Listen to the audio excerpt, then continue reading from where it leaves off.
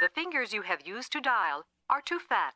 Monster Hunter 3's intro transports the player with an atmospheric melody, complementing a beautiful, crisp opening scene. Start by creating your prostitute with 4 options of the same clothes but plenty of voices. Your face reveals Monster Hunter 3 as an upscaled Wii title, not the beautiful full HD remake game journalists sold me approaching adulthood. That's when I learned not to take other people's opinions so seriously. Welcome to the village of gigolos, where the only fully clothed man greets you, or not. Believe me, that crotch and face reveal was a 2010 shocker. It's Monster Hunter's version of the ripped jeans teens and hipsters wear, or people who try to look young. You've come to the island to take down the Leviathan, who doesn't appear in any of her game because of the dev's inability to recreate the snake-like movements of the creature, according to IGN's Nintendo podcast, which you should give a listen, it's not bad. Also, you fight it mostly in water, a mechanic abandoned in future Monster Hunters. You build up to facing the Leviathan, clearing missions for the village to improve their economy. In return, villagers sell you better equipment, which allows you to kill bigger monsters. There's not really any voice acting unless you count those grunts and growls of people and dinosaurs. Characters provide information dumps with mild humour to show they're supposedly human. Monster and mission bios are interesting though, if you enjoy reading like I do. I'm a nerd, which most people sadly couldn't be arsed. Actual gameplay looks like Capcom smeared the screen in Vaseline. Dialogue boxes are microscopic. What about using the 1/3 of the dead screen space above the character's head instead of squashing it in the bottom left? I can barely read it and I'm only 30, and I wear glasses. Frequent dialogue boxes ambush newbies exploring the map, especially at the beginning. Take a step, pick your nose, scratch your bum, you name it. Loading screens and invisible walls plague every small area. You can't cry Wii limitations because Xenoblade Chronicles called of its vast spacious plains. What's Monster Hunter's excuse? That it was ported from the PS2? I don't know if that's a fact, I'm just guessing that. To pile on the misery, reading the endless menu text guides is required to extract the fun out of hunting. And no, I'm not researching anything online, that's cheating and I can't be arsed. That's both for playing the game and for this video. I won't bore you with the complexities of this game. That's a lie, I can't help myself. Progression involves completing missions and earning cash, which is sometimes exciting but usually tedious busy work. Upgrade, buy better weapons and armor when you can, or progression becomes difficult. Make note of the materials you need to upgrade and try to find them in the wild, though good luck because you'll be grinding a while to find the right random item drop. Why am I sent on a wild goose chase collecting mushrooms? After searching the entire map and falling short, I leave and re-enter an area which had mushrooms, only for them and everything else, including monsters, to respawn. I could have just kept re-entering this area to win, rather than trekking all over the map. Remember, this is before developers invented fast travel, hailing from 1986's Dragon Quest. Hiding resources across the map would have encouraged exploration. Instead, Monster Hunter lazily overuses RNG.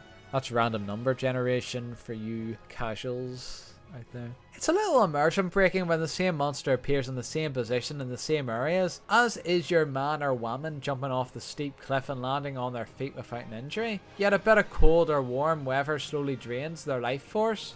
Monster Hunter's all about the grind, like Gary V would say. Kill the same dinosaur for meat 10 times, cook it on a spit 10 times, eat it, that'll last you about 3 missions. Slash at a dinosaur for half an hour and that's just a basic quest. You do the same gathering any resources like mining, jellyfish fishing, daisy picking, butterfly catching, you know, manly things. No, you can't cook daisies or butterflies, but you should. The fish are 2D and swim away quickly like they're from The Sims. It doesn't stop in the wild though. After each mission you check the farmer and fish lady for resources. This should have been programmed to gather automatically rather than having to click through a couple of menus each time, which doesn't get tedious at all. Bloody pain in the arse. It's immediately apparent Capcom didn't bother animating how your hero interacts with the environment. I'll just use the previous game's PS2 animations, they'll be fine. Why didn't the QA team speak up about this? Are the Japanese really that intimidating? NPCs, that's non-playable characters for you casuals, often only look in one direction when they're talking to you. Junior, are you okay? Miss a butterfly with your net or stab the ground instead of an animal carcass? That's okay, you're bang on target as far as this game's concerned. Usually it isn't even a butterfly.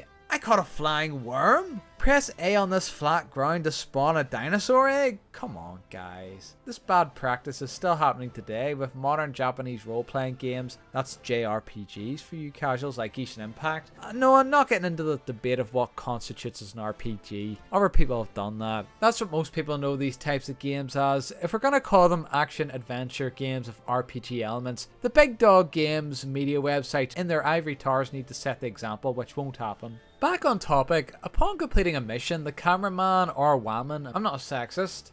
See, I told you women are taking over the world. We must get out of here.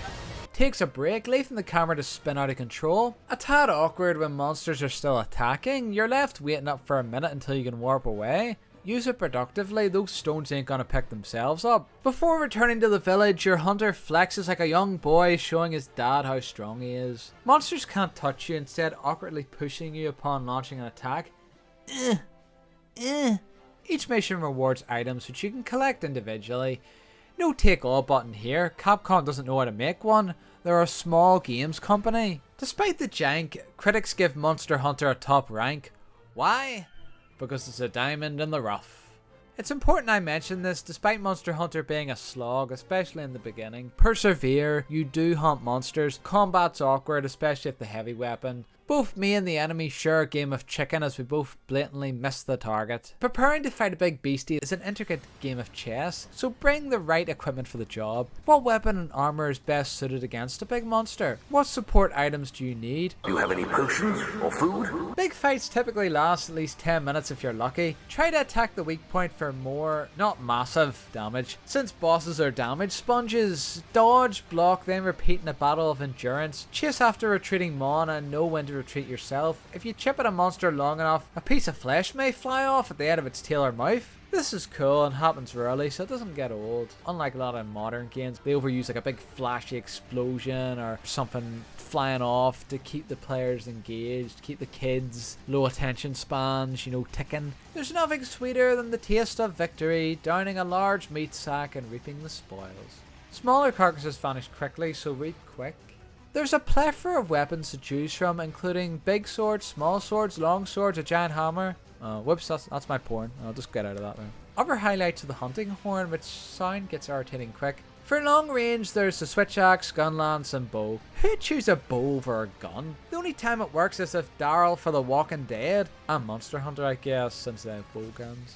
Though I never used the bow feature. There's plenty of weapons to test before you buy one from the smithy and have to stick with it for the rest of the game, or most of it anyway. There's a weapons store, but they sell cheap shite. They're in the game to waste the player's time. Upon completing a 5-star mission where the weapon lady brags about having decent weapons, by that point chances are you already have a better one from the smithy. Don't let the prices fool you. They're expensive because you don't provide the materials, not because they're useful, they're useless. I began with the greatsword, and it's a slow wind up, a slow swing, and it's too heavy for my character. Charging a swing, how does that make sense? Only hits still targets. If I wasn't fighting dim-witted dinos with shoddy AI at times, I'd be in trouble. You talk to a cat for more missions to earn more moolah. Metacritic and online ranks Monster Hunter 3 mid-table in terms of the series quality. I haven't played the other ones, so I can't comment. Kinda pointless with bringing it up, to be honest. Apparently Monster Hunter 3 is the only title of underwater combat. I think I already mentioned that. Unlike most, I kinda like it, but it's jank.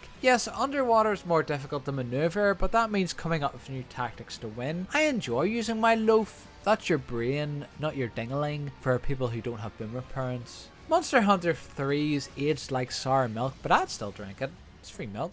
For a Wii game, not you, Wii, it's a 4 out of 5. Knock a point off for you, not we, you see? Yes, I enjoy Monster Hunter 3. I actually look forward to hunting monsters, buying items and upgrading equipment. If it wasn't for the unfinished aesthetics, UI and overly grindiness, it'd be one of the best games in the system, but it's not. Ultimate adds ultimate content, including missions and weapons. Think of it as DLC, except you pay for a full game which has its own DLC. Also, all weapons now function underwater. That's more of a bug fix, to be honest. I wouldn't really be bragging about that. Ultimate is a definitive version, but not enough to justify buying if you own the Wii version. Torrented, I don't give a shit. What Capcom should have done is fortify their foundations rather than build an expansion. Here's how I would fix it. Make your hunter interact properly with the environment. Add fast travel to cut revisiting areas as much. Make each location seamless rather than separate small areas of loading times. Let us skip repetitive animations like cooking and sharpening. Reduce grinding to get resources. Add a take all button. Make the text bigger. Have less missions which are more varied instead of adding loads of samey ones. Some missions are quite annoying, like this water boss that took ages to find because he's hiding in camouflage. Oddly, some high level quests still involve collecting. A 5-star quest collecting 5 flowers, is that really necessary? Is that not for the low quest scrubs? 5 stars I would expect to be like balls to the wall. If it had to be an item, like an item that's extremely hard to find. But even then, I'd imagine the higher the stars, the more dangerous the mission. Why is collecting stuff a high star mission? Hello guys, hope you're having a fantastic day. If you enjoyed the video, make sure to leave a like and to subscribe for more videos.